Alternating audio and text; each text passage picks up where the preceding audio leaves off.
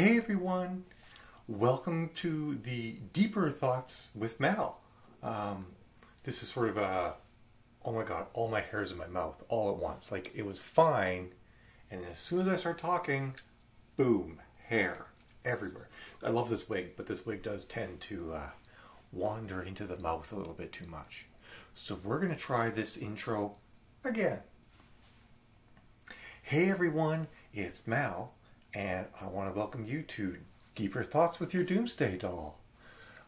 That's me. I'm the Doomsday Doll. And for those of you who don't know, that actually kind of came out of a joke one day where I called myself Apocalypse Barbie. And everybody liked it a lot. But, no, I think I called, no, it wasn't Apocalypse Barbie. I called myself Pandemic Barbie. But I don't really want to be known as Pandemic anything, right? Like maybe if there's not a pandemic going on, it could be funny and edgy, but it's not funny and edgy. Or back then it might have been because it was a couple months ago, but I figure, you know what? By the time, if I get any fame or notoriety, by then no one's going to want to be known as Pandemic anything. And I can't really use Barbie because Barbie, although I mean, if you were to call yourself Barbie, it's a regular name, you could do it. But I ended up like doing a poll, and I suggested all these sorts of things, and someone added in on their own Doomsday Doll, and it stuck, and that's what it is now. So I'm your Doomsday Doll, and I'm here to give you some deeper thoughts. Now, you're gonna notice I'm dressed a little, well, I mean, what is strangely for me? I mean, I was gonna say I'm dressed a little strangely, but like, you guys have seen me in some crazy stuff if you've watched any of my other videos, so this really isn't weird at all. Maybe sort of like the semi-bondagey cat collar, but I like this one because it's got these, like a lot of times when they have a bell here, the bell doesn't ring that much because it's mostly against your skin, but this collar has these other bells here that ring, and I rather like that. I don't really care that it has these. I almost kind of wish it didn't. But I like the fact that it actually jingles. It's funny, years ago I had a friend who wore a lot of jingly stuff and it drove me nuts. But once I kind of like got some stuff that started to jingle, I found that I really liked it. I don't know, I like the sound. The jingle it's nice, it's soothing. So that's why I'm wearing it. And I'm not ashamed of that. And it's like a magical segue. That's exactly what I want to talk about today. So when I first started my transition, the thing I had to come to grips with the most was shame. And I'd been brought up to believe that anything to do with, LGBT was sinful. And if you engage in any sin repeatedly, that's clearly shameful, according to the general precepts of religion. So I felt that my behavior and who I was shameful, and because it was shameful, I hid it. And it took me a very long time to come to grips with the fact that expressing myself the way that I want to, so long as I'm not being, lewd or disgusting in a general way, because I mean anybody can do anything that someone else might think is lewd or disgusting, but like I'm obeying the laws. I'm the last person you're going to find nude. I'm covered head from toe all the time. So like any kind of expression I'm doing myself within sort of the accepted bounds of not showing too much skin or doing, suggestive gestures and motions and stuff like that, there's really no reason why a person can't do it. Which is to say that if you want to dress up like a cat girl and have a collar that has some bells on it that jingle, you should be able to do that, because there's no reason to feel shame for something like this. I mean, they sell all this stuff on the line. I mean, people are buying it. I guess they just wear it at home or for conventions, and they probably wish they could wear it all the time. But they don't because they feel shame. So I kind of learned this on my own, but I didn't have it really well framed until I watched a TED Talk by Brené Brown. And in that TED Talk, her first one she talks about vulnerability, and her second one she talks about shame. She's actually a researcher who studies shame and vulnerability. And what she found was that the people that are the happiest are the people that are the most vulnerable. And that was something that I learned as well, because to transition, to come out to the world and say, guess what? I've actually been a girl all along, and I've been kind of like lying to you and to myself off and on. You have to be super freaking vulnerable to do that. You completely open yourself up to all sorts of ridicule, attacks. You have people you thought were your friends and they abandon you and possibly just straight up attack you. You're completely exposed. You're just like this raw nerve out there in the world that anyone, not anyone, but many people feel that it's perfectly acceptable to attack you, because once you come out as trans, or in general anywhere on the LGBT spectrum, you're basically fair game for a lot of people. As far as they're concerned, you're effectively subhuman, and a cautionary tale at best. And so you become vulnerable, and you have to be willing to be vulnerable. Now, there's two ways to sort of deal with that, with being vulnerable. One of them is to wear it proudly. And that's actually where pride comes from, or one of the aspects of where pride comes from, where you don't hide it anymore, because that's what the closet was. The closet was where you hid in shame. But when you come out, you're no longer living in shame. And if you can't handle that, if being out there and vulnerable is hard and you don't know how to deal with the attacks, then you lash out. Then you're angry when people attack you. You fight back. And because you're so wounded, you might be attacked a lot. You'll see almost anything that seems slightly negative or smacks of something negative. Maybe you heard like someone use certain phrasing before, and then someone else uses that phrasing.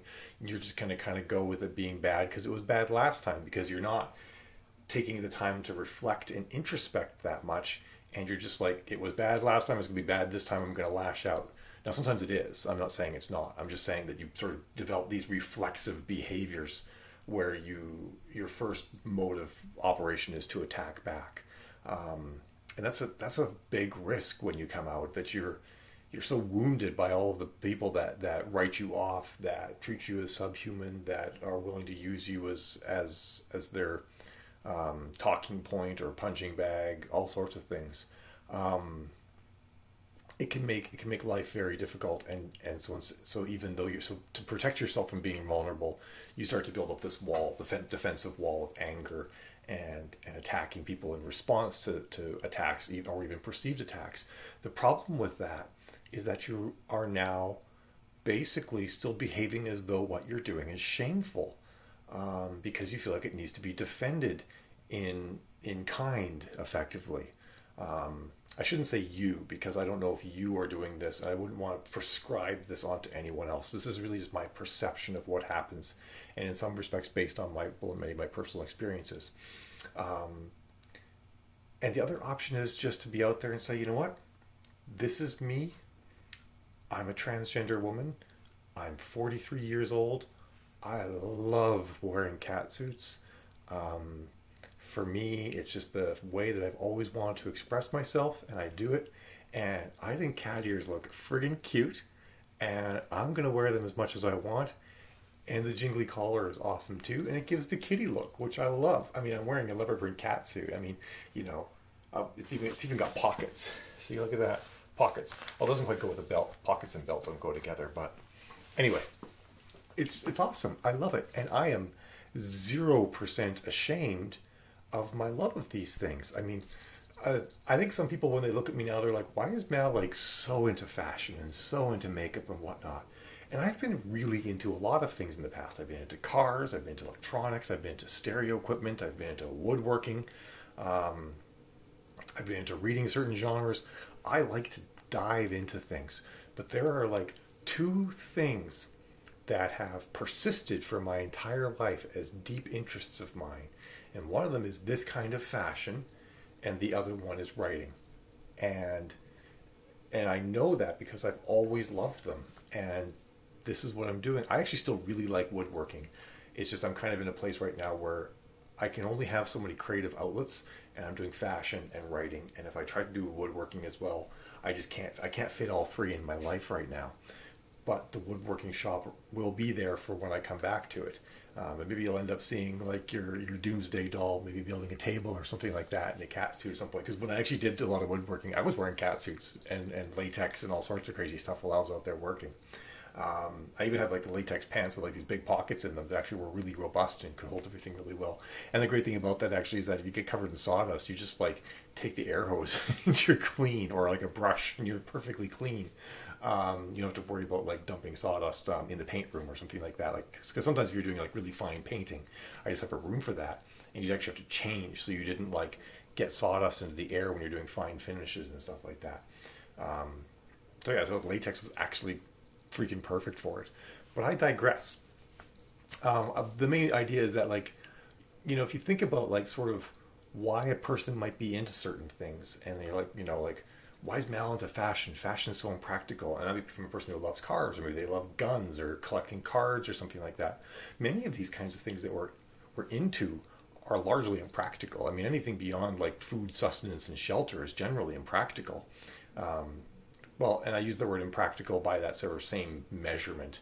But we all have to have things that we enjoy doing and things that we can share.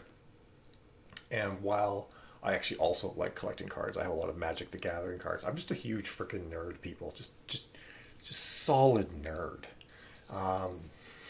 If you cut me open, I bleed nerd. But so it's no more. I mean, you could make an argument that certain things protect you and whatnot, but you could also make an argument that really make a keen sense of fashion and can actually benefit you a lot too, just like a gun could benefit you. Like if you saw me in my black cat suit with a gas mask and everything like that, you're coming at me, you might pause, and my one-use sword might come in handy before it bends. If you haven't seen that, I have a couple of prop swords, and they're not made of very good steel, so I'm pretty sure if you used it once, that would be it. That would be all you get before the thing was bent and broken. I used to have battle-ready swords. I had 3 spring steel swords, and you could actually have a sword fight with those, and it was intense. That was back when I was younger and stupid and generally not as careful as I should have been. But I mean, that's kind of youth, right? So the thing that what happens when you first become very, very vulnerable and you expose yourself completely is that you will feel shame. Bryn Brown talked about it in her second talk on shame. She's like, after that first presentation, she's like, I had a vulnerability hangover. Like she said, I didn't leave the house for 3 days. And I'm sure everybody's done that. Like you go to a convention or you go with some friends, something like that, and you kind of put yourself out there, and maybe there was some alcohol involved, but you're sort of more open and you talk more and you say more things than you normally would. And the next day you're like, oh God, what did I say? What did I reveal about myself? What are they going to think of me now that they know these things about myself, about me? And imagine just sort of having to be like that all the time. That's what it's like when you come out like in this way, is that you can't go back, and you can't behave normally the next day at work or with your friends and be like, yeah, I just kind of pretend that crazy weird night never happened. This crazy night's always happening. It doesn't go away. So and that's not to diminish anyone else's thing. Lots of other people have that sort of stuff in ways that are not having to do with LGBT. It could be revelations about your past that you can't take back, mistakes you've made, all sorts of things. I'm not saying that my particular experience is special. I actually believe that's very relatable, and that people, whether or not they're LGBT, or they have things that have happened to them in their past, or things they've done in their past that they have to live with, all of those things can be things that you have to deal with, and be things that you have to come out with and be vulnerable about and let them be out. But the thing that happens is because you get like these vulnerability hangovers after you are sort of exposing yourself, and that's the shame. That's the self-editor coming in and saying, oh, don't expose that, or hide that, redact, because you're afraid of shame. Shame is not about you. Guilt is about you. If you do something wrong and you feel guilt, that's a thing you did. Shame is other people's judgment. And it may not even be real. I'm not saying other people are judging you. It's like you perceive other people to judge you, and maybe some of them do, and that builds up more shame or reinforces the shame. But shame doesn't actually come from you. It comes from other people. So it's not a reflection on you. It's actually a reflection on other people. If it's not imaginary, because we all can imagine all these worst case scenarios. But if people are actually making you feel shame for who you are and how you actually want to be and present yourself and move through the world and the things you want to do with your life, that's on them. That's a reflection of them, not you. You should not feel shame for wanting to be your real self. And shame is a control mechanism that other people and society uses. And society doesn't exactly do it consciously, but it's sort of built up over time as a way to create this status quo where people can feel comfortable. But we've kind of, or we at least could move beyond that and no longer have to make everybody conform into this status quo bubble. We can just look at other people and say, I love diversity. And I don't mean that in like the fully loaded way. I just mean the word diversity. I mean, if there's blue people and orange people, and people with spiked hair and people with no hair and people who are wearing cat suits and people who want to like wear inflatable ball suits because they want to look like the Oompa Loompas. Not the Oompa Loompas, the blueberry. The girl got turned into a blueberry and the Oompa Loompas rolled her away. Like, that's cool. Why do you want to do that? That's neat. I like the effort you put into it. That looks like a lot of fun. I want to try be rolled away by Oompa Loompas. I mean, like, everybody should get to do that once, right? I mean, maybe not actually turn into a blueberry, because I don't want to go with the juicing is disturbing. Just the thought of that. So, because I'm like, what were they smoking when they made that movie? Seriously. But the thing that Bryn Brown found was that the people that are the happiest are the people that are the most vulnerable. Because, one, no one can attack me. I should actually put a little asterisk in there. Close friends that betray you can still hurt you pretty good. Hurt you pretty well. Sorry. Gotta be the grammar queen over here too. I write books for a living. I should know the difference between good and well and fewer and less. All those important things. So you still, I mean, nobody's invincible, right? Like, you can still be hurt, and you need coping mechanisms, and you need to be prepared for the fact that you could be hurt and understand how to care for yourself and whatnot.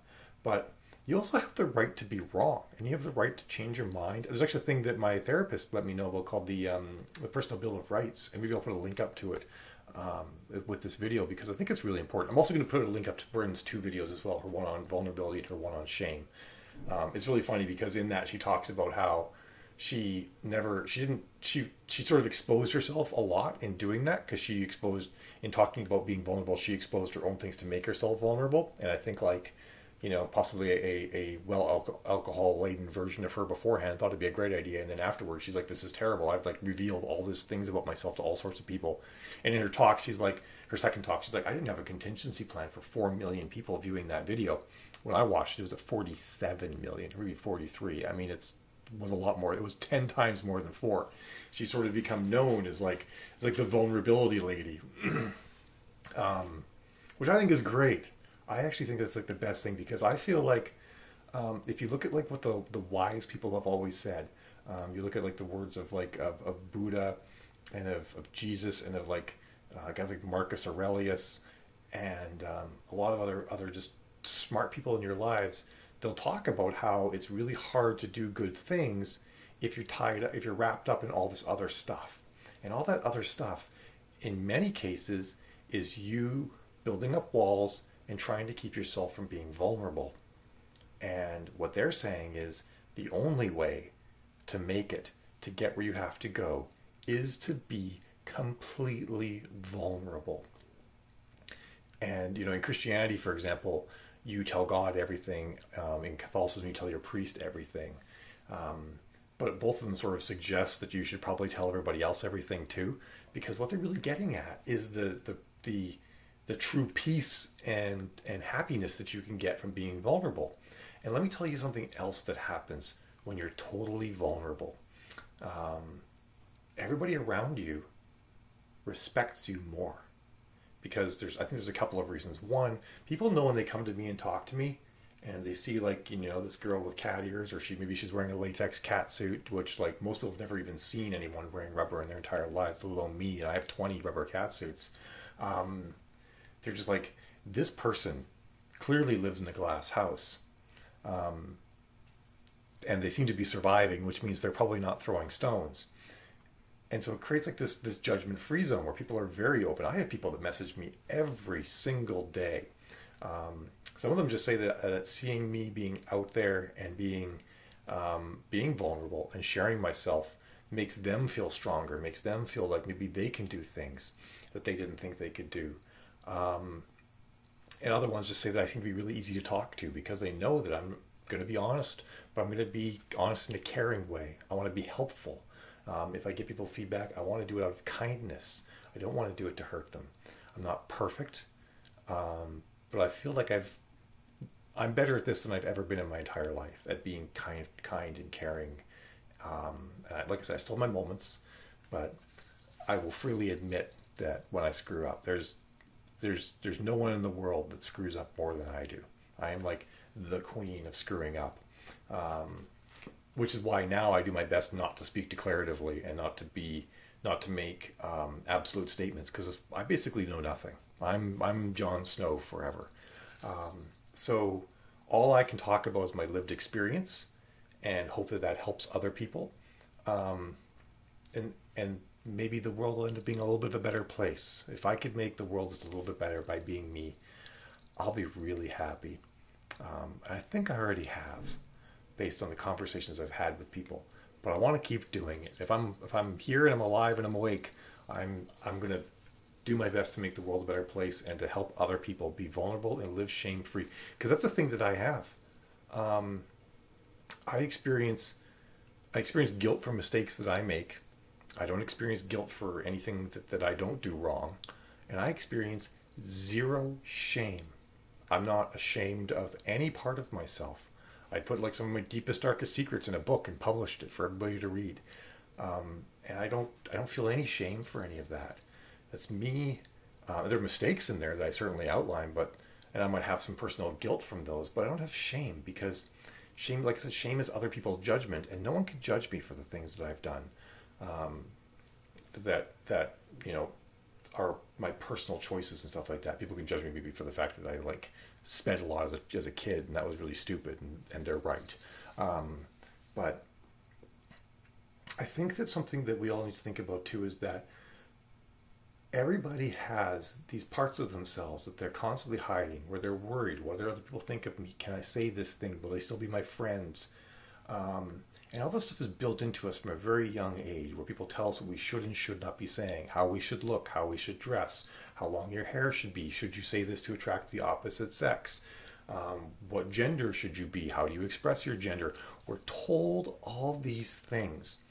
And the mechanism that's used to keep us in line is typically shame. Boys don't cry. Boys don't have pink things. Or a couple hundred years ago, boys do have pink things and maybe do cry and hold hands and stuff like that. But we all have these rules that we're told to us, and shame is the mechanism that's used to enforce all of these. That if you don't follow the rules, you're doing something wrong, and maybe it's a sin, maybe it's just a cultural faux pas or something like that. But it's all dealt with shame as the punishment. And I actually believe that almost all of the problems that we face as a society come from the fact that we feel shame for being who we are. And remember, not guilt, but shame. That who we are inside is somehow wrong and broken, and we should feel ashamed of it. Now, most of us really don't want a lot of bad things. All we really want is security for the future, and a little bit of fun on the side now. And we deny ourselves these things a lot because of what we think we should be doing. We have all these rules set up, and that's all because we feel shame if we fail. We feel like we're going to be judged in the eyes of others. And like I said, like, guilt is something from inside of you, from knowing you did wrong. Shame is something other people put on top of you. So when you talk about Catholic guilt or Irish guilt or Italian guilt or something, because a lot of these people have this sort of built into their cultural things, that's not guilt. Guilt is something that you actually did that's wrong. Shame is something that someone else puts onto you. You don't need to feel shame. You can live a shameless life and shamelessly be you. And the only people that are going to judge you, the only people that are going to tell you what you're doing is wrong, are the people who themselves feel shame and need to hide. People who don't feel shame for honestly being who they are will applaud you and they'll respect you. And people who also themselves don't wish to feel shame will look at you and say, I want to figure out what they're doing because I don't want to live a life of shame either. I want to live a life where I can just sort of take control of my day-to-day existence and be who I want to be. And I feel like maybe like in this pandemic that we're all going through, the lockdowns, I wonder if some people are getting a little bit of that, because a lot of people are getting to spend a lot of time alone or with a very small group of people, and you're probably very less likely to feel shame in those situations. And you might, I know that I talked to a lot of people, they say sort of now that the grieving period is over, it's actually not that bad. In fact, it's kind of good in a way to have this simpler, slower life. And I wonder if you think about it, is that you might not be feeling that much shame. You might not have that internal editor always inside saying like, oh, you should do this and don't do that, and make sure you do this thing and don't do that thing because of these people and because of those people and what will they think. Because trust me, the very first couple times I walked out in public in a cat suit, I was terrified. And even like probably for the first half a year or so, even up until like last November, give or take a bit, I would have to stand in my hotel room or at my front door and psych myself up. I'd have to like repeat mantras and stuff like that to give myself the courage to do it. And eventually I just didn't have to do that anymore. So, and it was always the thing that I had to get myself prepared for was, am I going to be judged? And I have to tell myself that even if I am judged and people don't like me, it's okay. I have my own redeeming qualities, and I know that I have my own redeeming qualities. I know what they are, and I would sort of have mantras that would tell myself about them. And like I said, that's all external judgment creating shame inside of me that's changing how I behave. And now I've reached a point where, and I still have some hurdles probably to cross over, like wearing like a bikini. That will be really hard to get there at some point, but I don't think I have shame for that. It's more just like worrying if I look good and worrying about the fact that I have male attributes, especially my waist and stuff like that. But yeah, some of the stuff I did recently, like going out wearing like the latex catsuit with the gas mask and all that, that was sort of like almost like a final hurdle. It's like, this is clearly like some sort of fetish gear that I'm wearing in this case, which is kind of funny because I think I used to have like a clear fetish for latex. And part of that was me trying to figure out how to express myself as a woman. And now I just love it. I love latex. I love the way it looks and whatnot. I don't think it's nearly as much of a fetish as it used to be. I probably more of a fetish for cat ears than I do have for latex. But I just love the way latex looks. I love how it feels. I love the image it creates, and it's great for photography. It just looks amazing. But I think a lot of people are going to look at that. I'm thinking like they're going to think I'm some sort of fetish freak, you know, and they're going to judge me for that. And I'm like, you know what? Who cares if I'm a fetish freak? Some of you might be into fetishes, and you might be fetish freaks. Go for it. It's fun. You can enjoy yourself. There's great communities out there, except for poop. Poop is gross. Poop is where diseases live. No poop. That's where I draw the line. That's my one fetish. I'm sure there's like some really, there's probably worse ones, but you know, anything beyond poop. No, poop and beyond. I don't know how. I seem to bring up that poop fetish a lot. I've never even witnessed a poop fetish, but I know it's out there. Although I got a bit, the balloon fetish one kind of gets me sometimes. I'm like, what are people doing with balloons? Like, how does this work? I want to talk to them and understand how the balloon fetish works. Maybe I'll try it. Maybe it's fun. Who knows? Maybe I'm missing out on something amazing with the balloon fetish. And that's the sort of thing you got to open yourself up to. Is like, if there's no shame, there's no judgment, and you're not hurting anyone. I mean, you got to remember, like, a big thing is like, if you hurt other people, you should feel guilt. That's bad. Don't hurt other people. But if you're not hurting anyone, try balloons. I mean, who knows? Maybe it could be fun. I did used to have one of those big ball chairs, and that was kind of fun. I would actually kind of bounce on it as I was working, because it's like an exercise ball with wheels underneath, and you kind of like boing, boing, boing, boing. And I don't know. I did stop using that because I needed a higher setup. But who knows? Maybe it's fun. So there's some examples of things that you should feel ashamed about to talk about, and I'm just talking to them about everybody, or talking about them to everybody, because there's no reason to feel shame.